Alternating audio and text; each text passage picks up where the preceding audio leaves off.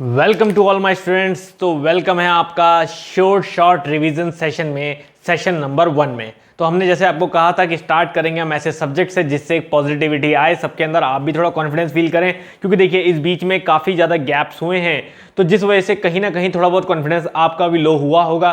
तो ज़रूरी है, इसलिए आप बाकी चीज़ों की टेंशन छोड़ दीजिए कि मेरा वो वीक है या वो स्ट्रांग है। जो आप पढ़ रहे हैं साइड जो एंजॉय कर रहे हैं उन्हें करते रहिएगा, लेकिन यहाँ पे इंपॉर्टेंट ये है कि अब जो करने वाले हैं उसको एक प्रॉपर कॉन्फिडेंस के साथ बिल्डअप करिए अपनी नॉलेज को। तो यहां पे मैंने कहा मैं ऑब्जेक्टिव को सीधा टारगेट करके चीजें करवाऊंगा। तो इस शॉर्ट रिवीजन सेशन की एक सीरीज लेके चलूंगा, जिसके बारे में कल मैंने डिस्क्रिप्शन दिया था। तो यहां पे हम सबसे पहले स्टार्ट करें स्ट्रेंथ ऑफ मटेरियल, जिसकी सबसे पहली वजह तो यही है कि you also get feel positive energy and मेरे लिए भी जो है वो एक बेटर रिदम आ जाएगी इससे। सेकेंड इंपॉर्टेंट चीज ये है कि यहां पे अगर आप किसी भी स्टेट लेवल का एग्जाम देखो, सेंट्रल लेवल का एग्जाम देखो, एसएससी का एग्जाम देखो या इवन गेट का एग्जाम देखो, सभी में सोम की वेटेज जो है वो काफी ज्यादा है। अगर हम एसएससी वगैरह की बात करें तो 8 मार्क्स मिनिमम वेटेज सभी जगह सोम की रहती है, और अगर हम गेट की बात करें तो 15-16 मार्क्स भी वेटेज है रहती है। इसलिए ये जो रिवीजन सेशन होगा वो सभी के लिए इक्वली इंपॉर्टेंट होगा, चाहे वो एसएससी जेई वाले पेपर में बैठने वाला है स्टूडेंट जो जेई लेवल पे करने वाला है इसे अटेंड, या फिर कोई ए लेवल पे अटेंड करने वाला है। एटलीस्ट रिवीजन सेशन में जो भी चीज आपको मैं करवाऊंगा वो पूरी करनी है, ठीक है ना। ये मत सोचेगा कि मेरा गेट का एग्जाम है या ईएस का एग्जाम है, कोई बोले मेरा जेई का एग्जाम है तो मेरे लिए क्या इंपॉर्टेंट है क्या नहीं। आपके लिए डिस्क्रिप्टिव वे में आप अलग अलग कर सकते हैं सिलेबस को कि डिटेल में किसमें जाना है किसमें नहीं जाना है, लेकिन एक शॉर्ट रिवीजन सेशन नॉलेज आज की डेट में जेई लेवल चाहे ए लेवल या किसी गेट ईएस लेवल सब में बराबर होनी बहुत जरूरी है, क्योंकि पेपर हल्का सा भी इधर उधर होता है तो एटलीस्ट आप वो क्वेश्चन कवर कर पाए। तो चलिए स्टार्ट करते हैं स्ट्रेंथ ऑफ मटेरियल से। तो हम सभी को पता है स्ट्रेंथ ऑफ मटेरियल में 6 to 7 चैप्टर्स में ये पूरा जो सब्जेक्ट है वो बटा हुआ है। तो मैं आपको रिवीजन सेशन भी इस तरह के चैप्टर वाइज आपको करवाऊंगा। तो सबसे पहले हम स्टार्ट करते हैं स्ट्रेस स्ट्रेन एनालिसिस से। हम सबसे पहले जो है स्टार्ट करेंगे स्ट्रेस स्ट्रेन एनालिसिस से। तो वी ऑल नो दैट कि स्ट्रेस क्या है, ठीक है ना।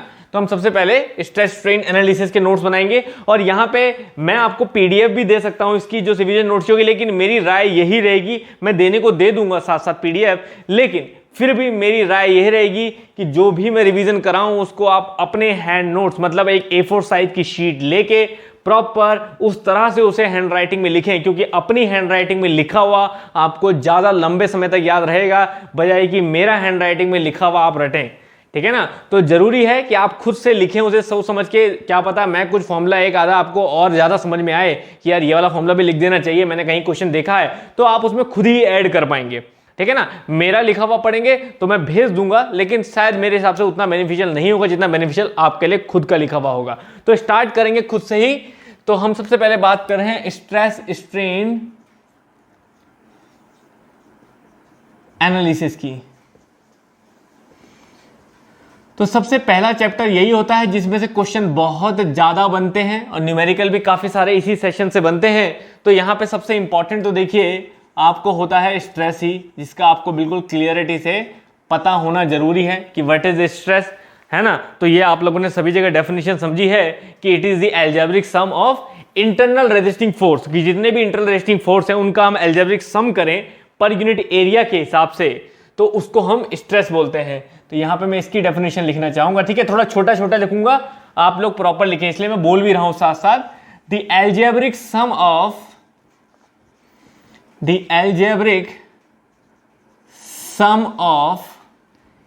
internal resisting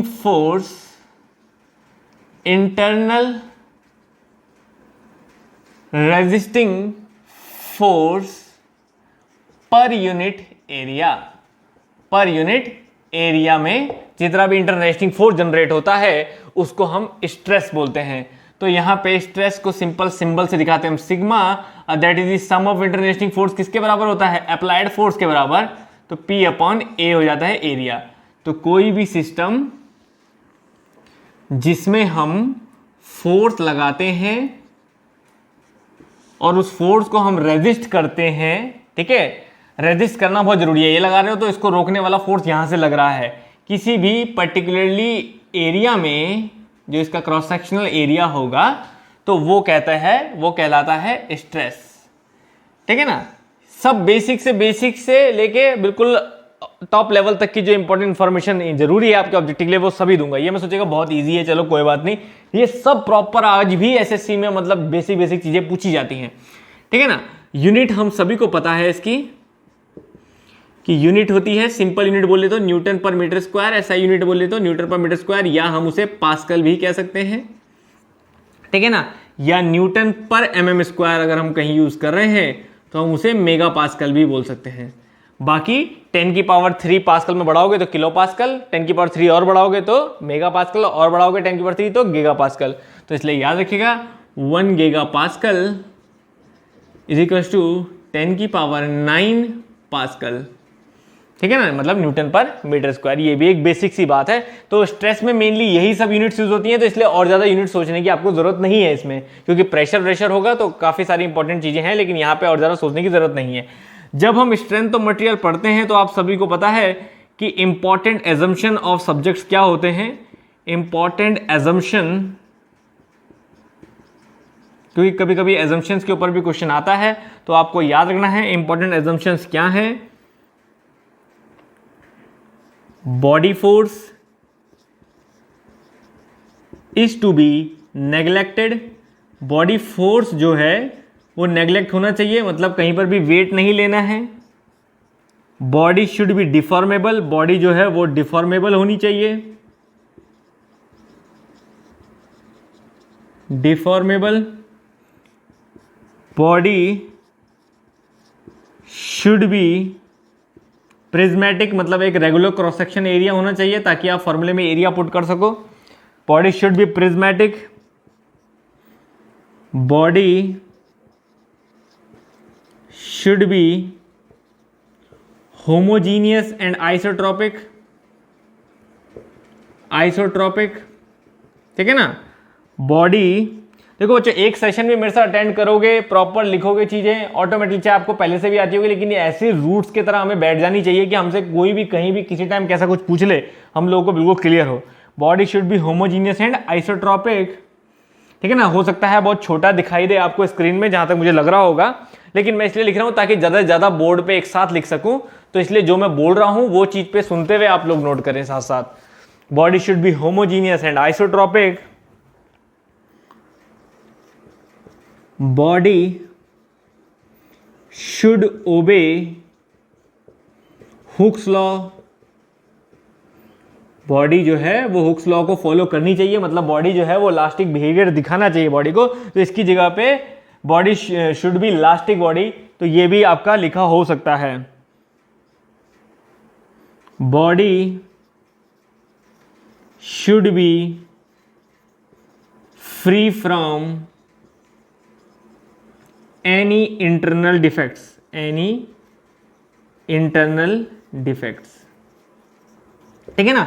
ये हमारा मेन बेसिक एजम्पशंस कहलाते हैं, जिसके बेसिस पे हम पूरी की पूरी सोम जो है वो पढ़ते हैं, ठीक है। और एक और आता है, अगर हम मैकेनिकल की बात करें, अगर हम सिविल को हटा दें तो मैकेनिकल में एक एजम्पशन और आता है कि जो भी बॉडी हम यहाँ लेंगे वो बॉडी जो होगी वो अंडर स्टैटिक इक्विलिब्रियम होगी, ठीक है ना। बट वो इसलिए नहीं लिखते क्योंकि वो पूरे सोम का एजम्पशन नहीं है, वो सिर्फ मैकेनिकल के लिए ठीक है, क्योंकि मैकेनिकल में हम जो भी बॉडी लेते हैं वो हमारी इक्विलिब्रियम कंडीशन में ही होती है, तो हमारे पास जो भी बॉडी होगी वो एक बैलेंस इक्विलिब्रियम होगी, ठीक है ना। वो कहीं बॉडी भाग नहीं रही होगी, इधर उधर हिल डुल नहीं रही होगी, ठीक है ना। तो हमारे लिए जो है वो एक एजम्पशन और हो जाता है कि body should be in equilibrium, static equilibrium, clear है। अब अगर हम बात करें यहां पे इंपॉर्टेंट इसके बाद टाइप्स ऑफ स्ट्रेस की, ठीक है, मैं प्रॉपर लाइंस खींच के आपको सेपरेशन दिखाता रहूंगा।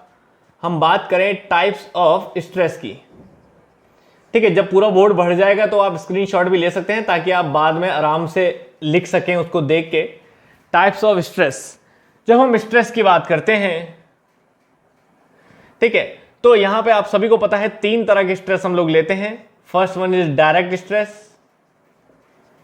डायरेक्ट स्ट्रेस जिसके एग्जांपल होते हैं हमारे पास एक्सियल और शियर, एक्सियल एंड शियर, ठीक है। डायरेक्ट स्ट्रेस हमारे 2 तरह के होते हैं जिसको हम बोलते हैं एक्सियल और शियर,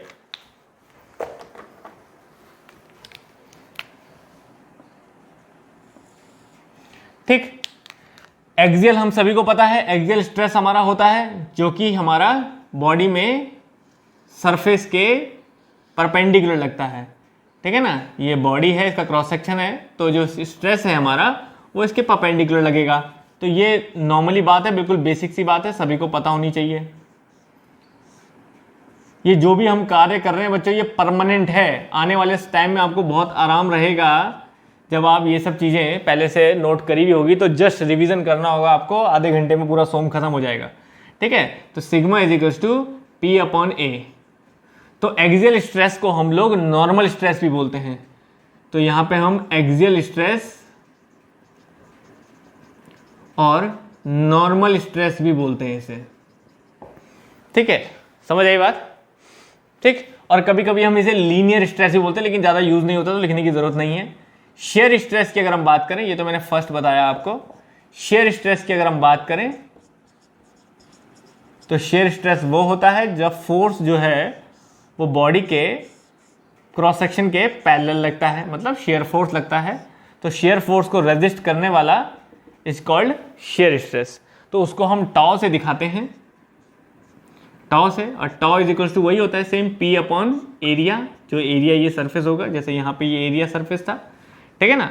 तो शेयर स्ट्रेस के कोई दो नाम नहीं है, share stress is only shear stress.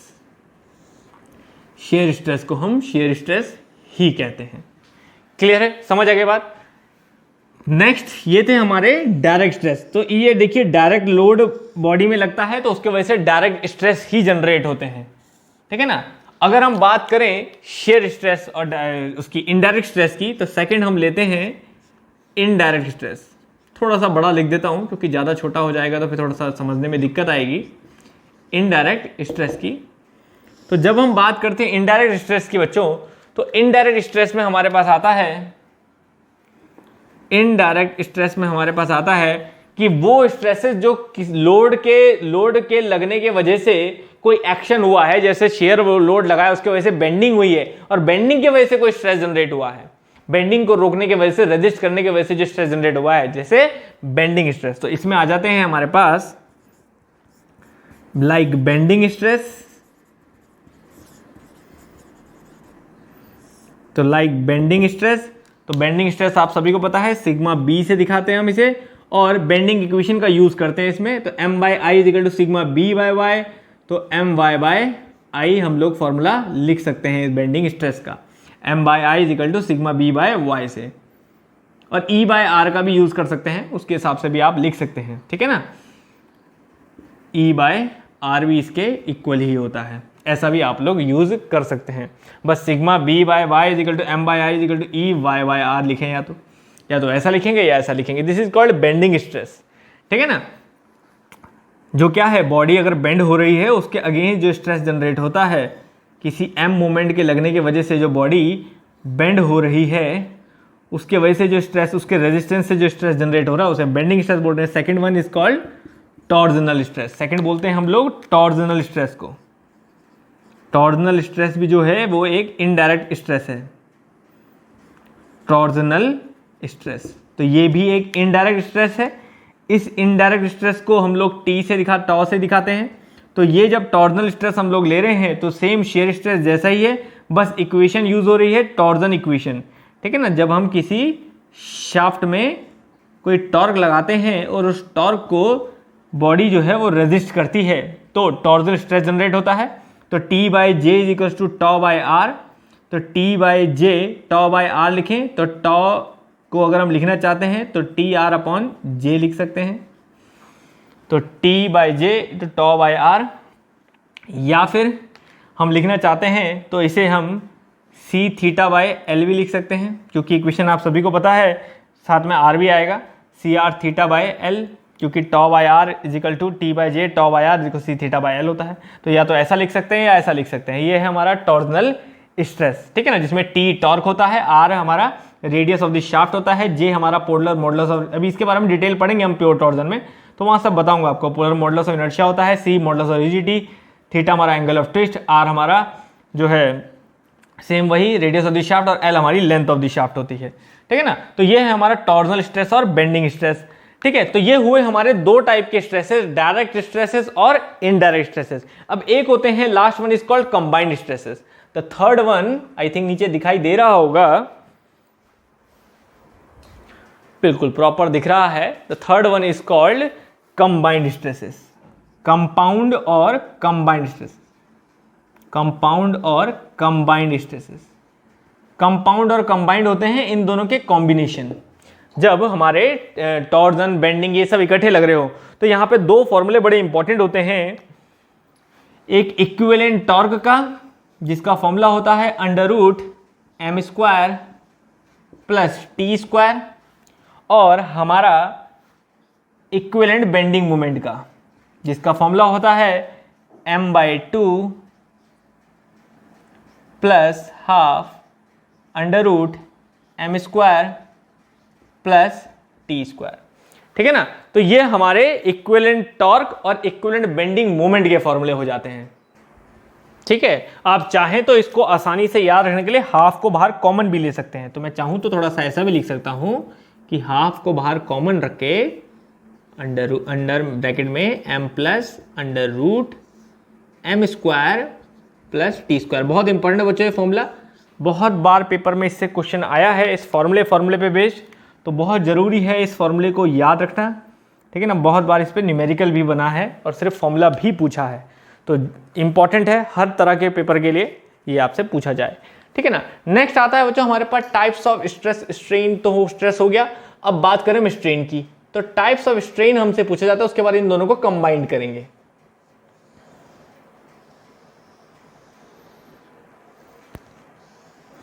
ठीक है, नेक्स्ट हम बोले हमारे पास टाइप्स ऑफ स्ट्रेन।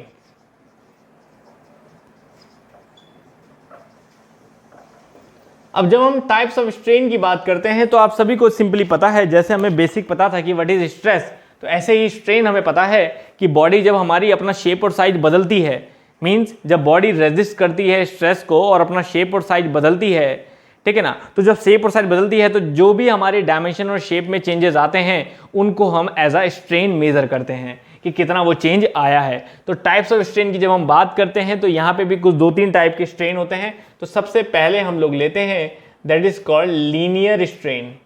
लीनियर और लॉन्गिट्यूडनल स्ट्रेन इसे बोलते हैं हम लोग, लीनियर और लॉन्गिट्यूडिनल स्ट्रेन। बहुत कंफ्यूजन रहता है कई बार नामों में, तो कंफ्यूज होने की कोई जरूरत नहीं है बच्चों। लीनियर और लॉन्गिट्यूडिनल स्ट्रेन, अब स्ट्रेन को आप अलग अलग तरह के सिंबल से दिखा सकते हो। मैं जनरली ई का यूज करता हूँ, EL मतलब लॉन्गिट्यूडिनल और लीनियर स्ट्रेन आप लिख सकते हैं। ठीक है ना, तो लॉन्गिट्यूडिनल के लिए मैं LONG लिख लेता हूँ, that is called longitudinal strain, या लीनियर स्ट्रेन आप लिख सकते हैं। कई लोग इस लोग दूसरे सिंबल से भी दिखाते हैं, एप्सिलॉन टाइप के सिंबल से भी दिखाते हैं, तो आप एप्सिलॉन से भी स्ट्रेन को दिखा सकते हैं, इस तरह के एप्सिलॉन से भी स्ट्रेन को दिखा सकते हैं। तो सिंपल लीनियर और लॉन्गिट्यूडिनल स्ट्रेन होता है कि इसको लेंथ के हिसाब से मत याद रखिएगा, इसको याद रखिएगा हमेशा हमेशा। मैंने क्या बोला है कि जिस डायरेक्शन में आप फोर्स लगाओ बॉडी पे आप जिस डायरेक्शन में फोर्स लगाओ, इसको इधर लिख लेते हैं,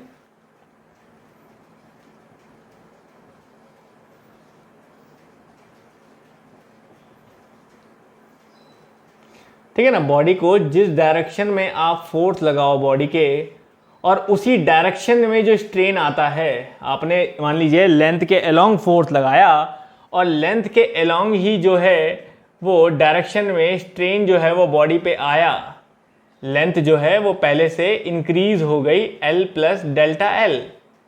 पहले लेंथ सिर्फ L थी, ठीक है ना, पहले लेंथ L थी, बाद में L प्लस डेल्टा L हो गई। तो ये जो लेंथ फोर्स के डायरेक्शन के अलोंग जो स्ट्रेन आया है, ऐसे स्ट्रेन को हम लोग लॉन्गिट्यूडिनल स्ट्रेन बोलेंगे। तो याद रखिए, अगर मैं फोर्स विड्थ के अलोंग लगा रहा हूं तो फिर विड्थ के अलोंग ही जो है वो लॉन्गिट्यूडिनल स्ट्रेन कहलाएगा। इसलिए डायमेंशन के हिसाब से मत याद रखिए, बस जिस डायरेक्शन में फोर्स लग रहा है उस डायरेक्शन के अलोंग, फोर्स के डायरेक्शन के अलोंग जो स्ट्रेन आएगा उसको हम लीनियर और लॉन्गिट्यूडिनल स्ट्रेन बोलेंगे। तो लीनियर और लॉन्गिट्यूडिनल स्ट्रेन को हम लोग डायरेक्टली किससे मेजर करेंगे, तो change in length upon original length, तो मतलब delta L upon L, simple, original length. तो स्ट्रेन का जो बेसिक फॉर्मूला होता है वो क्या कहलाता है, change in dimension, change in dimension, जो भी डायमेंशन में आप चेंज देख रहे हो, upon original dimension, original dimension, ठीक है ना, change in dimension upon original dimension. तो इसलिए जब हम लॉन्गिट्यूडिनल स्ट्रेन लिखेंगे तो हमारा डायमेंशन में चेंज कितना हो रहा है, पहले डायमेंशन फाइनल डायमेंशन बढ़ के डेल प्लस डेल्टा एल हो गई, पहले थी एल तो final minus initial upon original L, तो यहाँ पे हो जाएगा delta L by L is the longitudinal strain. ठीक है, सेकंड हमारा कहलाता है लीनियर और लॉन्गिट्यूडनल हो गया। The second one is called shear strain. Share strain, तो जब हम शेयर स्ट्रेन की बात करते हैं इसको हम गामा से डिनोट करते हैं जनरली। तो शेयर स्ट्रेन वही होता है कि जो किसी बॉडी पे शेयर फोर्स लगने की वजह से जो स्ट्रेन आ रहा है, तो मान लीजिए ये कोई बॉडी है, उसमें शेयर स्ट्रेन कुछ इस तरह से आ रहा है, बॉडी आगे को शिफ्ट हो गई है, तो उसमें जो डिफॉर्मेशन है वो एंगुलर होती है। तो एंगुलर डिफॉर्मेशन अगर इसमें आई है A B C D and this is called D dash, this is called C dash, तो आप देखोगे कि इस एंगुलर डिफॉर्मेशन से भी आप स्ट्रेन को लिख सकते हो। तो we can write gamma is equals to tan theta and that tan theta will be equals to perpendicular upon hypotenuse, sorry perpendicular upon base, D D dash upon D B. Clear है बच्चों? तो this is called shear strain. तो ये होता है हमारा shear strain और ये होता है हमारा लॉन्गिट्यूडनल और लीनियर स्ट्रेन। क्लियर है? थर्ड आता है हमारे पास, that is called lateral strain. What is called lateral strain? बहुत ज्यादा इंपॉर्टेंट होता है ये हमारा लेटरल स्ट्रेन। लेटरल स्ट्रेन होता है हमारा जो परपेंडिकुलर, जिस डायरेक्शन में फोर्स लग रहा है उसके परपेंडिकुलर डायरेक्शन में जो स्ट्रेन आता है, ठीक है ना, strain perpendicular to the direction of applied force. ठीक है ना, जैसे हमने यहां बोला कि strain along the direction of applied force, है ना, लीनियर और लॉन्गिट्यूडनल में हमने क्या बोला कि strain along the direction of applied force, along the direction of applied force. Applied force की डायरेक्शन में जो स्ट्रेन आए उसे हम लीनियर और लॉन्गिट्यूडनल स्ट्रेन बोल रहे हैं, और उसके परपेंडिकुलर डायरेक्शन में जो स्ट्रेन आए उसे हम लेटरल स्ट्रेन बोल रहे हैं। जैसे कि जब हमने पी फोर्स की डायरेक्शन में खींचा तो वो लॉन्गिट्यूडनल स्ट्रेन था, उधर जो खींच रहा था, लेकिन साथ साथ डाया जो कम हो रहा था वो लेटरल स्ट्रेन था, है ना। तो जब हम लेटरल स्ट्रेन को लिखते हैं LAT करके यहां पे, तो इसका मतलब होता है कि इस बॉडी की लेंथ खींचने की वजह से इसके डाया में जो डिक्रीमेंट हो रहा है, इसमें हमने ऐसे फोर्स लगाया जिसके वजह से इसके डाया में लेंथ को इंक्रीज करने की वजह से इसका डाया जो डिक्रीज हो रहा है, तो वो डाया में जो डिक्रीमेंट है कि इनिशियली डाया जो था वो D था एंड फाइनली, ठीक है ना, फाइनली डाया जो है वो D माइनस डेल D हो गया, ठीक है ना, डेल D का डिक्रीमेंट डाया में आ गया। तो उस डिक्रीमेंट को हम लोग यहाँ क्या लिखेंगे, चेंज इन लेंथ, मतलब डेल D अपॉन T। ठीक है, तो वही मैंने कहा, अगर मैं डाया की तरफ से खींचूंगा तो डाया से खींचने वाला हो जाएगा लॉन्गिट्यूडनल, और उसमें लेंथ उसकी वजह से कम होगी तो लेंथ हो जाएगी तब लेटर। इसलिए डायमेंशन के हिसाब से नहीं रखना, डायमेंशन नहीं, फोर्स की डायरेक्शन के हिसाब से, डायरेक्शन की फोर्स की तरफ लीनियर और लॉन्गिट्यूडनल, डायरेक्शन ऑफ फोर्स के परपेंडिकुलर लेटरल। ठीक है ना, और लेटरल को निकालने का और भी तरीका होता है, वो हम बताएंगे पॉइसन रेशियो में। क्लियर है? तो यह है हमारा लीनियर और lateral strain, linear, share and lateral strain. The fourth strain is called volumetric strain. Volumetric strain, ठीक है ना। वॉल्यूमेट्रिक स्ट्रेन किसे बोलते हैं? वॉल्यूमेट्रिक स्ट्रेन हमारा होता है जब तीनों की तीनों डायरेक्शन में स्ट्रेन लिखा जाता है, तो उसको आइदर हम तो या तो ये दिखाते हैं कि एक्स डायरेक्शन में भी स्ट्रेन जितना आया, वाई में भी जितना आया और जेड में भी जितना आया। ये बहुत ज़्यादा इंपॉर्टेंट है बच्चों, ठीक है ना, बहुत बहुत ज़्यादा इंपॉर्टेंट है वॉल्यूमेट्रिक स्ट्रेन का कंसेप्ट। तो या तो हम ऐसे लिख सकते हैं कि किसी भी बॉडी में तीनों डायरेक्शन में जो स्ट्रेन आ रहा है उसको हम वॉल्यूमेट्रिक स्ट्रेन बोल रहे हैं, एक्स में, वाई में एंड जेड में। ठीक है ना, इसको हम या तो ऐसे लिख सकते हैं, या वॉल्यूमेट्रिक स्ट्रेन को हम लिख सकते हैं कि जो भी स्ट्रेस लग रहा है इसमें नॉर्मल स्ट्रेस के लॉन्ग ही लिया जाएगा, नॉर्मल स्ट्रेस अपॉन आपका। अब चलो ये तो खैर मैं बाद में लिखना बताऊंगा सब कुछ, अभी तो सिंपल समझो कि change in volume upon original volume. ठीक है ना, change in volume upon original volume. Volume का चेंज जो है उसके हिसाब से हम लोग लिख सकते हैं।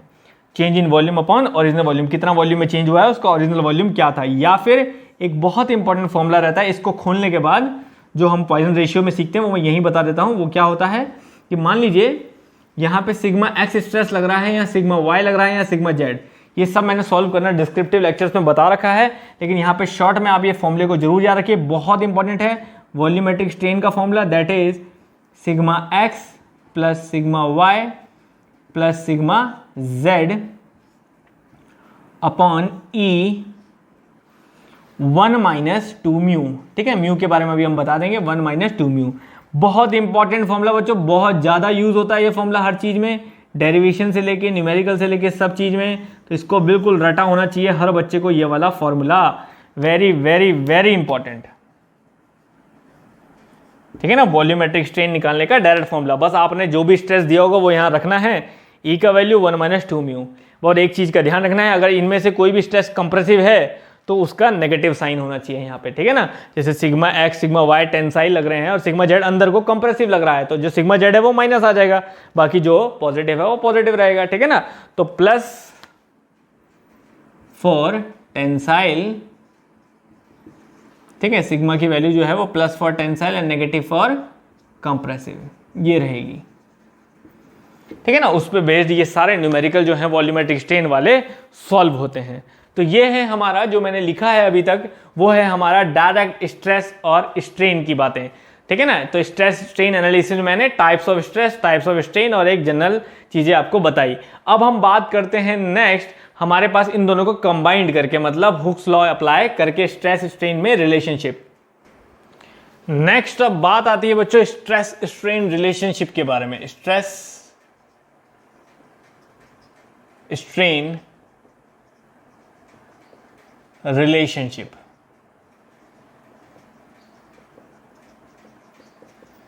ठीक है ना, स्ट्रेस स्ट्रेन रिलेशनशिप के बारे में।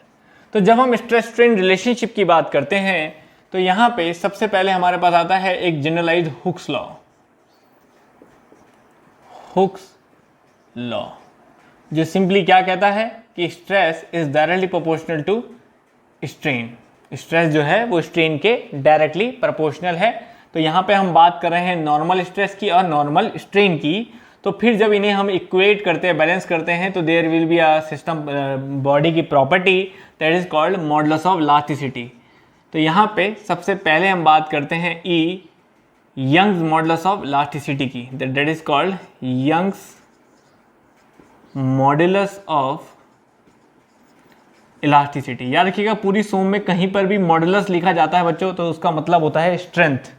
ठीक है ना, तो E is the Young's modulus of elasticity, जिसको हम सिग्मा अपॉन स्ट्रेन लिखते हैं। और आपको यकीन नहीं आएगा, अभी तक भी एसएससी के पेपर में ये सिंपल सा क्वेश्चन पूछा जाता है कि E young modulus of elasticity is the ratio of normal stress या लीनियर स्ट्रेस बोल सकते हैं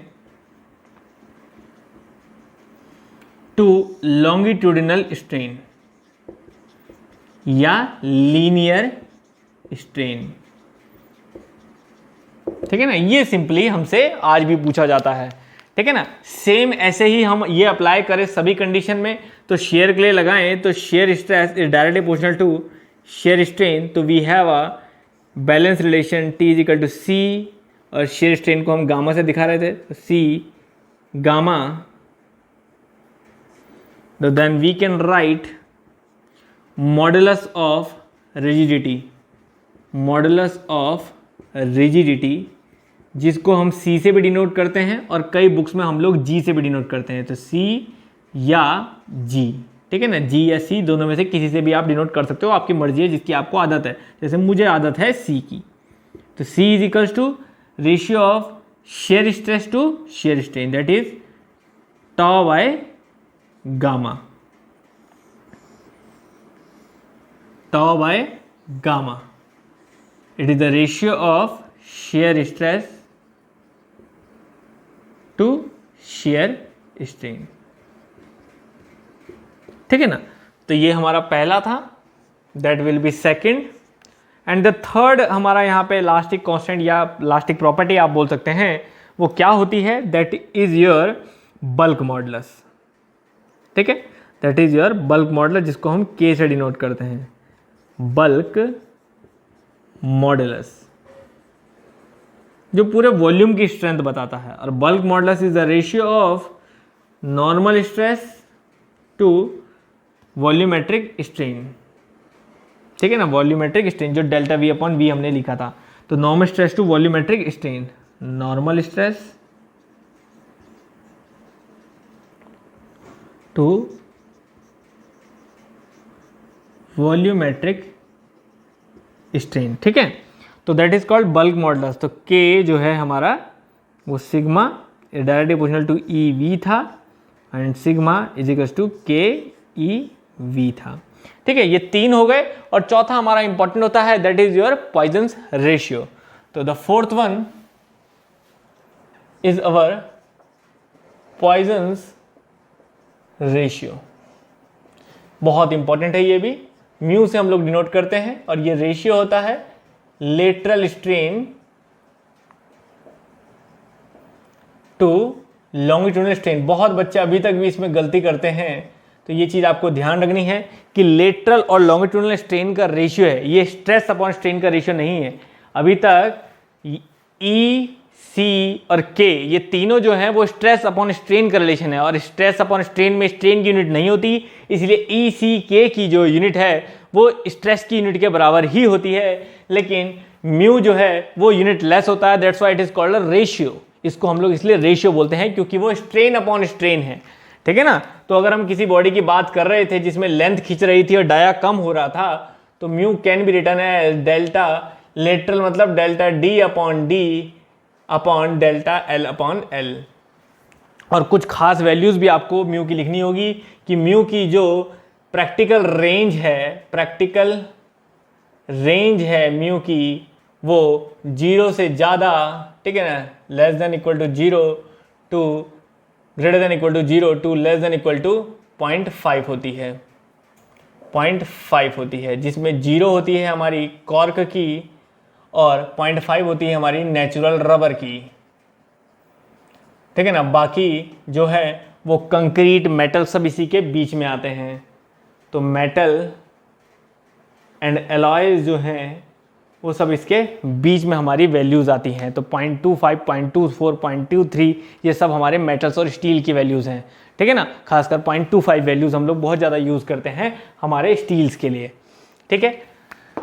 थ्योरेटिकल रेंज की अगर हम बात करते हैं तो थ्योरेटिकल रेंज इसकी होती है हमारी म्यू की, that will be mu is -1 less than equal to -1 to greater than equal to -1 to less than equal to 0.5।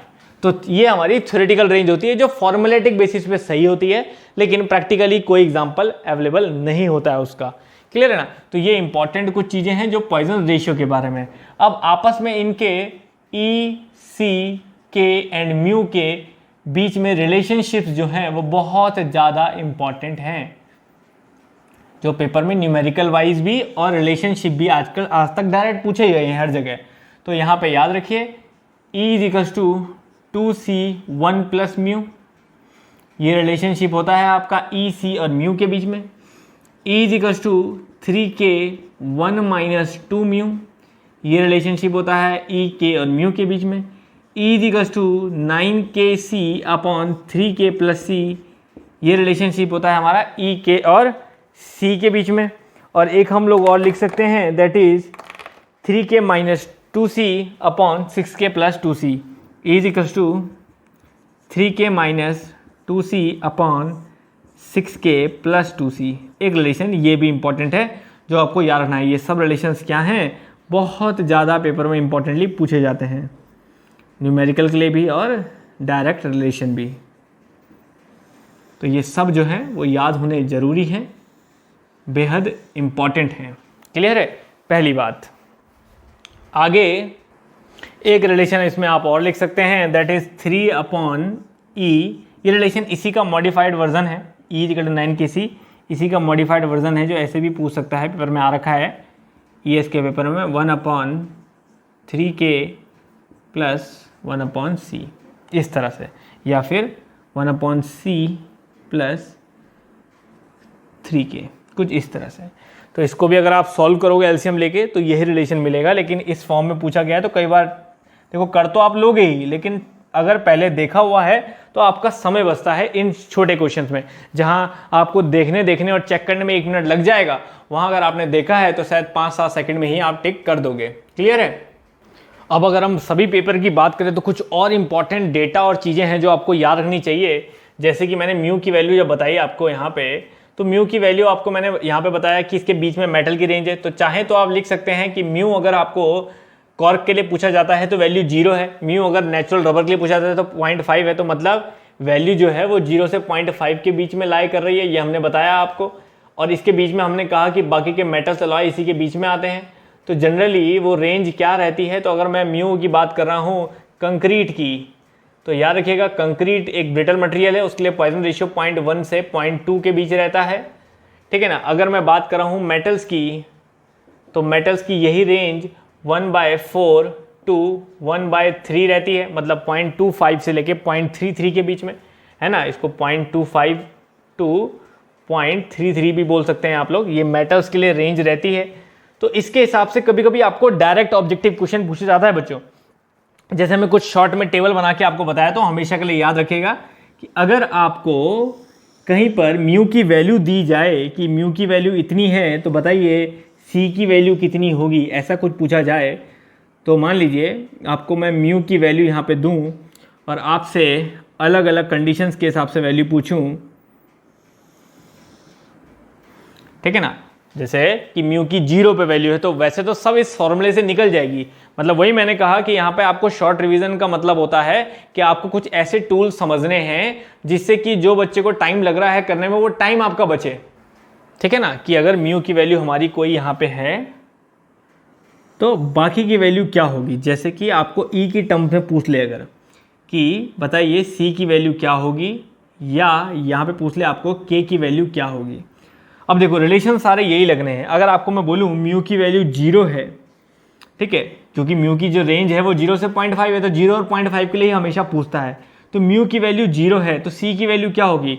तो जब आप लेक्चर्स पूरे देखते हैं, डिटेल लेक्चर फुल लेक्चर देखोगे, तो वहाँ पे आपको सब बता रखा है कि सी की वैल्यू ये होगी तो ये क्या होगी।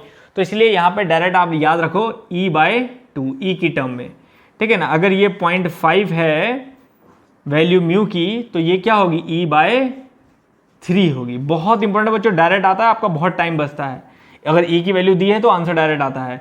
ऐसे ही सेम के अगर है 0 वैल्यू है म्यू की, तो के क्या होगा, दैट इज E/3, ठीक है ना। वही E=3 KC1 E= यहाँ से आप निकाल सकते हैं। म्यू की वैल्यू अगर मैं 0 लेता हूँ तो के = क्या हो जाता है, E/3, है ना। और म्यू की वैल्यू 0.5 लेता हूँ तो ये हो जाता है infinity. Very important, very very important, ठीक है ना। तो ये एक तरह से ई की टर्म में सी और के की वैल्यू है, सी और के की वैल्यू ई की टर्म में है। क्लियर है, समझ आ गई बात इतनी, ठीक है ना। तो ये क्वेश्चन पेपर में इस तरह से भी आता है बच्चों। कई बार मैं आपको सिंपल से लिख के बताऊं कि बताइए सी की रेंज क्या होती है पॉइजन रेशियो के हिसाब से, तो 0 0.5 है, तो सी की रेंज क्या होती है। तो याद रखिए सी जो लाई करता है वो E/2 से लेके E/3 के बीच में लाई करता है ना। ऐसे ही के की रेंज पूछेगा कोई, तो के की वैल्यू किस किस के बीच में लाई करती है, E/3 से लेके इन्फिनिटी के बीच में। तो ये क्वेश्चन ऐसे ऑप्शंस के साथ भी देखा जा सकता है। क्लियर है, तो ये भी आपको क्लियर होना चाहिए। एक मैं और पैरामीटर बताता हूं आपको कि अगर जैसे हमने बोला कि मेटल के लिए हमारी वैल्यू ये रहती है, अगर मेटल के लिए पूछ ले, मान लीजिए सेम क्वेश्चन हमें मेटल के लिए पूछ ले कि म्यू जो है वो अगर मैं मेटल के हिसाब से वैल्यू रखता हूं तो बताइए सी के लिए वो वैल्यूज क्या क्या होंगी। तो ऐसा भी पूछा जा सकता है। अभी तक पेपर में आया नहीं है लेकिन अब आ सकता है, क्योंकि ईएस जैसे में कहीं ना कहीं थोड़ा बहुत पूछा गया है। तो म्यू की वैल्यू अगर मेटल्स, फॉर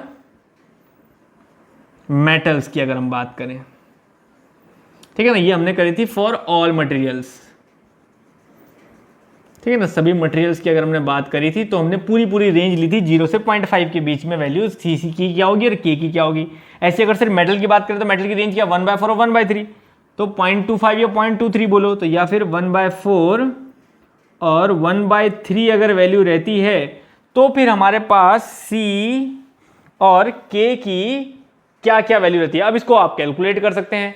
ठीक है ना। तो पर वही मैं कह रहा हूँ ना कि कैलकुलेट तो वहां भी कर लेंगे पेपर में, लेकिन बात यह है कि अगर आपने प्री कैलकुलेट करा हुआ है, रटा हुआ है, तो फिर आपको बार बार उस चीज को करने की जरूरत नहीं है। वहां पे आपका सारा का सारा समय आपका जो है वो बच जाता है। तो यहां पे ये कितनी वैल्यू आ जाती है, ये आ जाती है लगभग 0.4 के बराबर।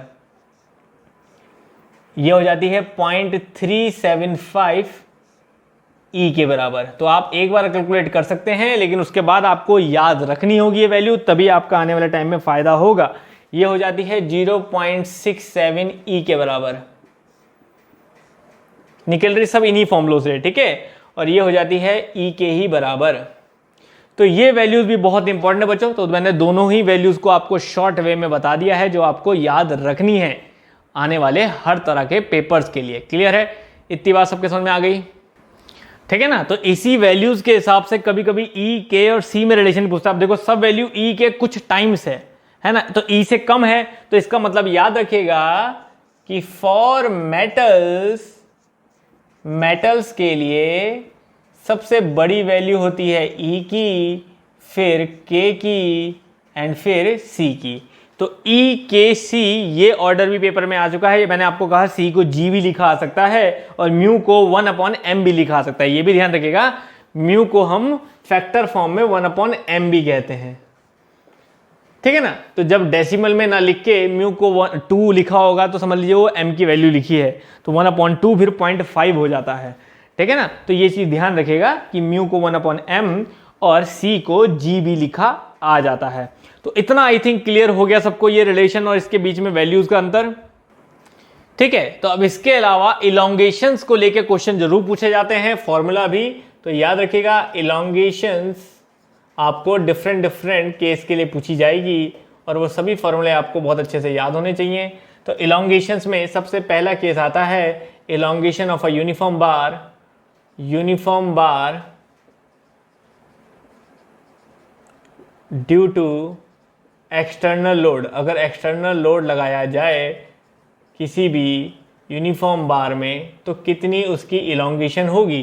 तो आप सिंपली लिख सकते हैं फॉर्मूला PL/AE, ठीक है ना। अब ये तो हर एक को बताने की जरूरत नहीं है कि P क्या है, लोड है, L length of the body है, A area of cross section है उसका, और E उसका मॉडुलस ऑफ इलास्टिसिटी है। तो this will be the formula for PL/AE, जिसको हम शॉर्ट में स्ट्रेस की फॉर्म में सिग्मा L/E भी लिख सकते हैं, क्योंकि P/A को आप सिग्मा भी लिख सकते हो, ठीक है। सेकंड हमारा आता है यूनिफॉर्म बार में इलोंगेशन निकालनी है, लेकिन ड्यू टू एक्सटर्नल लोड नहीं, due to its self weight, उसके अपने वजन के वजह से जो लोड लग रहा है उसके वजह से इलोंगेशन कितनी आती है। तो दैट इज इक्वल टू, याद रखिए कई तरीके हैं उसे याद रखने के। एक सिंपल फॉर्मूला है 9.81 ρL²/2E, ठीक है, 9.1 ρL²/E सिंपल। ये फॉर्मूला आप लिख सकते हैं, या फिर आप लिख सकते हैं del L is equal to W उसका वेट होगा, WL/2AE, या ये फॉर्मूला लिख सकते हैं, ठीक है ना। तो ज़्यादा इंपॉर्टेंट ये फॉर्मूला रहता है, जो सबसे ज़्यादा इंपॉर्टेंट रहता है, या फिर आप स्पेसिफिक वेट की टर्म में WL²/E लिख सकते हैं, ठीक है ना। तो ये कुछ बेसिक से फॉर्मूले हैं जो बहुत ज़्यादा इंपॉर्टेंट रहते हैं, ठीक है ना। तो ये चीज़ ध्यान रखिए, 2 भी और लगा देते हैं यहाँ पे, 2E आता है। बस ये चीज़ ध्यान रखिएगा W और W में फ़र्क क्या है। स्मॉल w है स्पेसिफिक वेट, ठीक है, जिसका मतलब होता है W/वॉल्यूम, और कैपिटल W है आपका वेट ऑफ बॉडी का वेट, ठीक है। तो इसलिए यहां पे एक रिलेशनशिप भी आता है कि फॉर W = P, अगर वेट ऑफ द बॉडी और एक्सटर्नल लोड बराबर है, मान लीजिए आप जितना बॉडी का वेट है उतना ही आप एक्सटर्नल लोड अगर ले रहे हैं, तो अगर आप W और P को बराबर कर देंगे तो आप यहां पे देखेंगे कि del L due to self weight is equal to हो जाता है half time of del L due to external load. तो मतलब एक्सटर्नल लोड के वजह से जितना इलोंगेशन आएगा उसका हाफ इलोंगेशन आएगा उतने ही बॉडी के वेट के वजह से। बस शर्त क्या है कि एक्सटर्नल लोड जितना आपने लिया है बॉडी का वेट भी उतना ही होना चाहिए। W अगर P के बराबर है तो ये रिलेशन हमारा बहुत बार पेपर में पूछा गया है कि कितना टाइम्स होता है उसका, वो आपको याद रखना है, that is a half times. ठीक है, थर्ड वन आता है यहाँ पे फॉर अ टेपर्ड रॉड। कोई टेपर्ड रॉड है, ठीक है ना, जिसका एक तरफ डाया D1 है और एक तरफ डाया जो है वो D2 है, ठीक है, और लेंथ जो है वो L है। तो ऐसे में अगर उस पर कोई एक्सटर्नल लोड लगता है तो बताइए इलोंगेशन कितना होगा, del L due to external load. तो याद रखिएगा 4PL pi E D1 D2, that will be the formula. ये रहता है हमारा डायरेक्ट फॉर्मूला।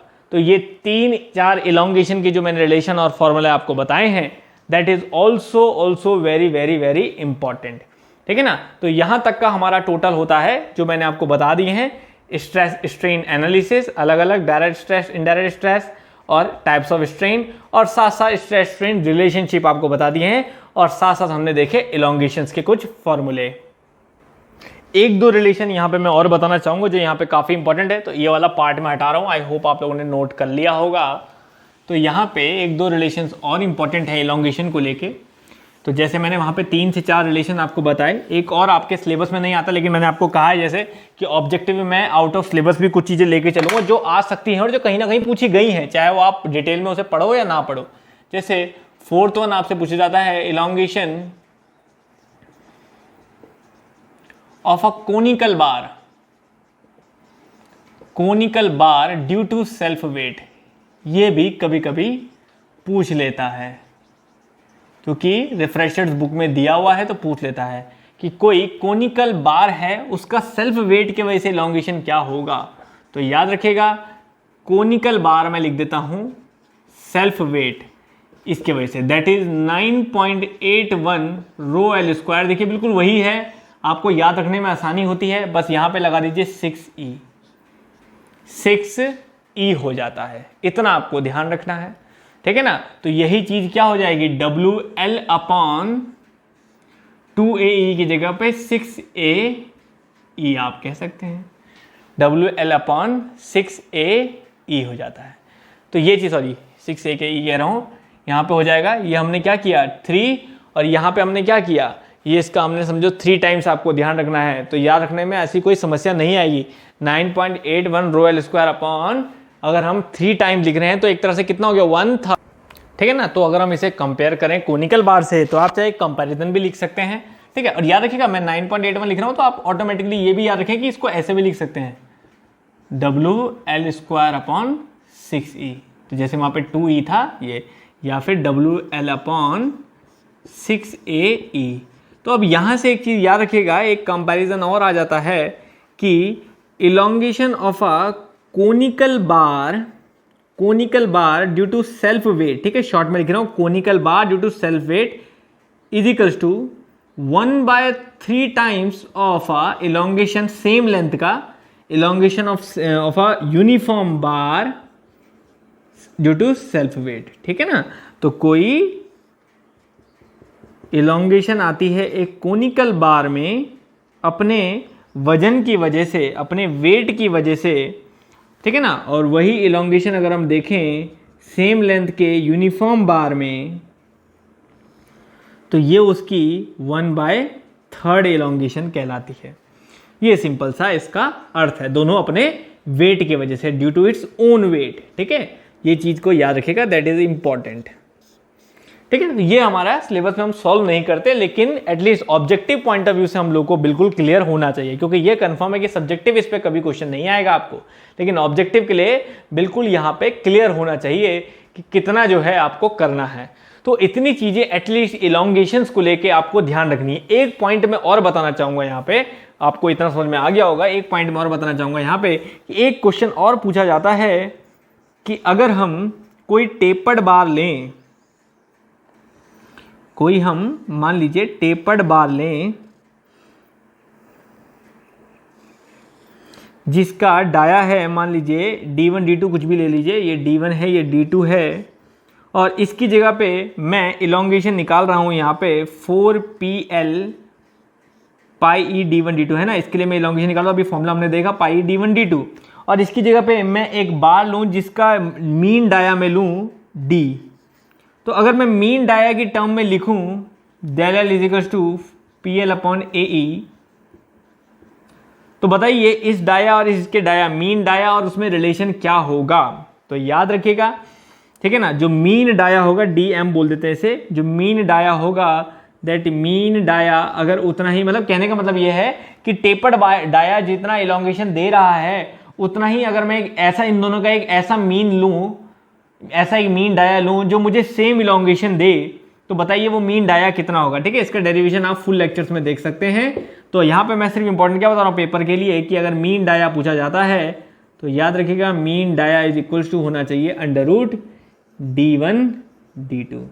तो मीन डाया अगर सेम इलोंगेशन, मतलब अब इसको ऐसे समझिए कि कोई टेपर डाया है D1 D2, जितनी इलोंगेशन वो दे रहा है, तो आप एक ऐसा मीन डाया क्या लो कि वो सेम इलोंगेशन आपको दे, तो mean dia should be D1 D2 का अंडर रूट। तो ये भी इंपॉर्टेंट हो जाता है हमारे ऑब्जेक्टिव पॉइंट ऑफ व्यू के लिए।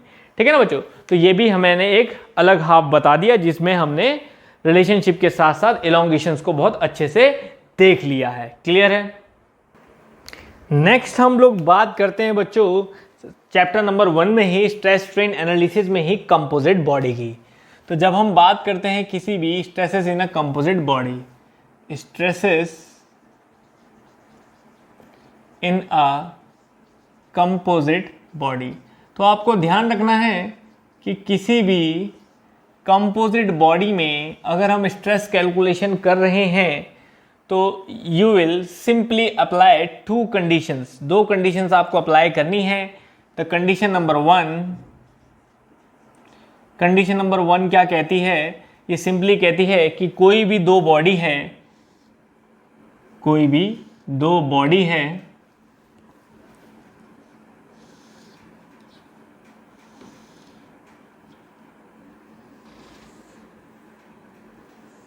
मान लीजिए एक बॉडी ये है और एक बॉडी कोई ये है, ठीक है ना, इस तरह की 2 बॉडी हमारे पास है। ये फिक्स पार्ट है, हो सकता है दोनों की लेंथ इक्वल हो सकता है दोनों की लेंथ अलग अलग भी हो। ठीक है ना, 2 बॉडी अलग अलग लेंथ की भी हो सकती है, तो ऐसा नहीं है। तो मैं डिफरेंट एग्जांपल बता रहा हूँ कंप्लीट बॉडी के, तो आप ऐसा मत कंफ्यूज होना कि इस तरह की कंप्लीट बॉडी या उस तरह की, ये हर तरह की कंप्लीट बॉडी हो सकती है, बस कंडीशन हर कंडीशन में 2 ही लगेंगी।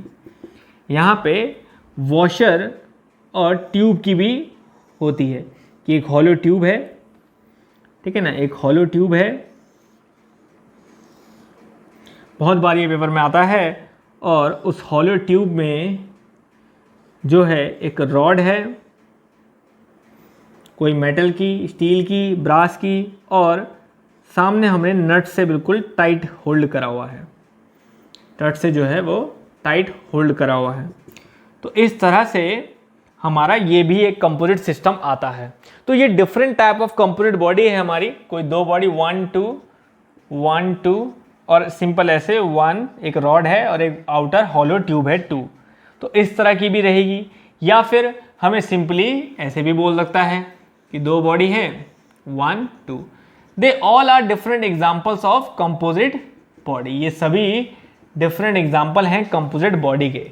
तो आपको ध्यान रखना है, इनमें से कोई भी कंपोजिट बॉडी आपसे पूछी जाती है तो आप सिंपली कंडीशन 2 ही लगाएंगे। पहली कंडीशन कि किसी भी कंपोजिट बॉडी में ऊपर से कोई एक्सटर्नल लोड अप्लाई हो रहा होता है, चाहे हम यहाँ पे अप्लाई करें या यहाँ पे इसको खींचने की कोशिश करें या टाइट करने की कोशिश करें, कोई भी लोड हम जो अप्लाई कर रहे हैं, तो एक होता है एक्सटर्नल लोड, तो एक्सटर्नल लोड, और दूसरी कंडीशन होती है इलोंगेशन। तो एक चीज़ याद रखिए, कंपोजिट बॉडी में जो भी 2 बॉडी होगी, चाहे वो कितनी भी इलोंगेट करे, लेकिन कभी भी एक दूसरे को छोड़ के नहीं जा सकती। तो इसलिए हमेशा ध्यान रखिएगा, पहली कंडीशन होती है इक्वल इलोंगेशंस, चाहे मटेरियल 2 हो 3 हो, they should have equal elongations, मतलब del L of 1 body is equal to del L of 2 body. और यूनिफॉर्म बार है तो हमें पता है डेल L1 डेल L2 क्या होता है, PL upon AE।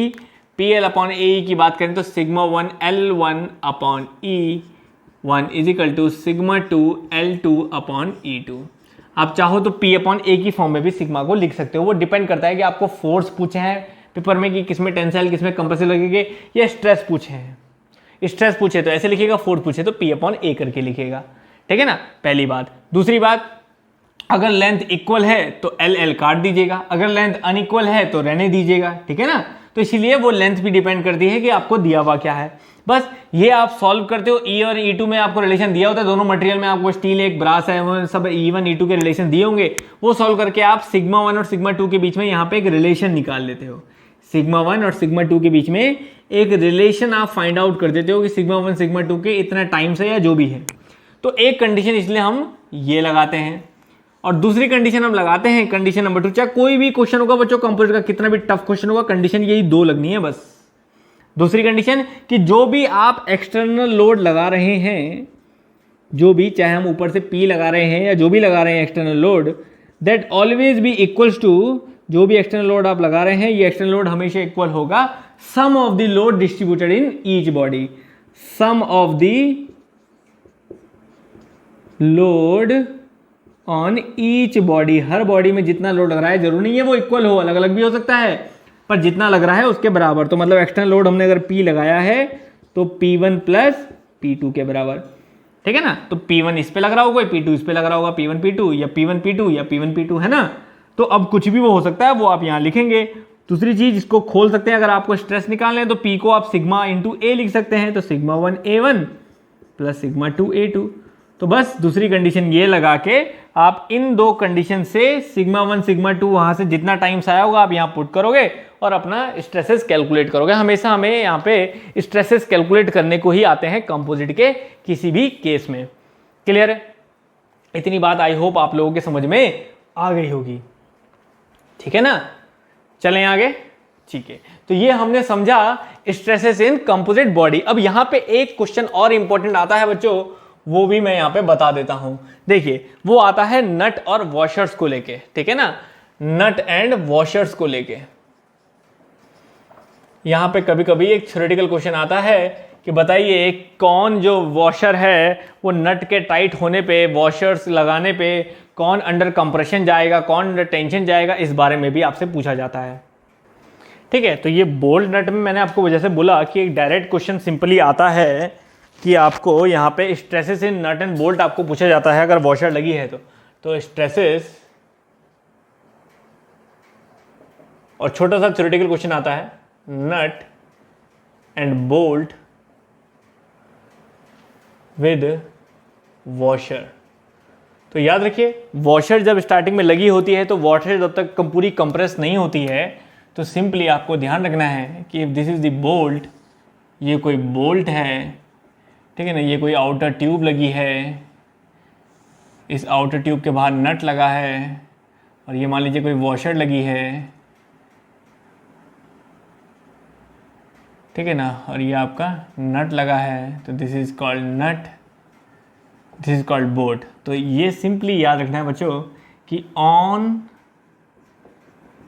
Tightening of washer या on tightening of nut, bolt will undergo tension. Bolt में जो लगेगी वो लगेगी टेंशन, एंड नट या ट्यूब जो होगी हमारी, ये बाहर की ट्यूब है, हमें तो मेन ट्यूब का बताना, नट तो हम टाइट कर रहे हैं, ट्यूब समझ लीजिए, ट्यूब एंड बोल्ट। तो ट्यूब जो होगी हमारी, तो ऑन टाइटनिंग ऑफ नट, नट को हम और ज़रा जब टाइट करते हैं और ये स्पेसिंग जब ये है ख़त्म हो जाती है तो bolt will undergo tension and tube will under compression. तो ये ट्यूब वगैरह का आपको पूछा जाएगा, ट्यूब और बोल्ट का। तो याद रखिएगा बोल्ट को टाइट करने पे, नट को टाइट करने पे हमारा जो बोल्ट है वो अंडर टेंशन जाता है और हमारा ट्यूब जो है वो अंडर कंप्रेशन जाता है। तो एक इंपॉर्टेंट कंसेप्ट ये है। दूसरा एक इंपॉर्टेंट कंसेप्ट कंपोजिट बॉडी में आता है बच्चों, वो पूछा जाता है आपको इक्विवेलेंट मॉडुलस का। That is also very important in further exams. तो आने वाले एग्जाम्स के लिए काफ़ी इंपॉर्टेंट है क्या कि मान लीजिए कोई बॉडी है, ठीक है ना, कोई दो बॉडी है, दो कंपोजिट बॉडी है जिसमें इसका मॉडुलस वेलोसिटी E1 है, इसका A2 है और एरिया इसका A1 है, इसका A2 है। लेकिन हमने इसकी जगह पे एक कंबाइंड बॉडी ली है, हमने एक कंबाइंड बॉडी ली है जिसका जो एरिया है वो A1 प्लस A2 है, दोनों के एरिया के बराबर है। ठीक है, एरिया जो है वो दोनों के एरिया के बराबर है। तो वो पूछता है बताइए उसका इक्विवेलेंट मॉडुलस क्या होगा।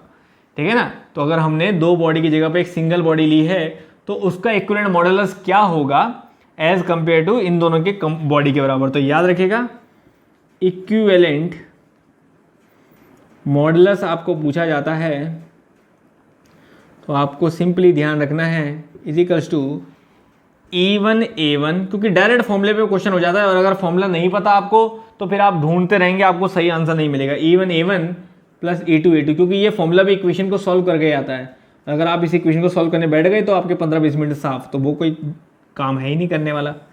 तो E1 A1 plus E2 A2 upon A1 plus A2, बहुत सिंपल।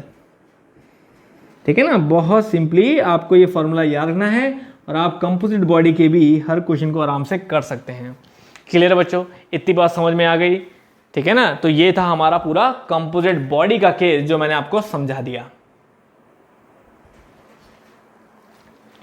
तो यहां तक बच्चों में बहुत अच्छे से आप लोगों को completely stress strain analysis, relationship, composite body और इलोंगेशंस के सभी इंपॉर्टेंट फॉर्मूले बता दिए हैं आपको। यहां तक का आपका न्यूमेरिकल और चीज़ों के लिए काफ़ी इंपॉर्टेंट है। बाकी फर्स्ट चैप्टर में अभी एक लेक्चर और बचता है जिससे आपका कंप्लीट फर्स्ट चैप्टर कंप्लीट होगा। और मैं गारंटी बता रहा हूं जब आप इसे डिटेल में ऐसा पढ़ना शुरू करेंगे सभी सब्जेक्ट्स का, तो आप देखिएगा इस 15-20 दिन या एक महीने के अंदर आपके अंदर कितना अच्छा सुधार आता है एक ऑब्जेक्टिव पॉइंट ऑफ व्यू से। आपको जरूरत नहीं है बार बार इतने डिटेल नोट्स पे जाने की, तभी जरूरत है जब कोई कंफ्यूजन होता है। और यहाँ पे इनको जब हम कंबाइन करेंगे तो ये बहुत ही छोटे लेक्चर्स में कन्वर्ट हो जाएगा।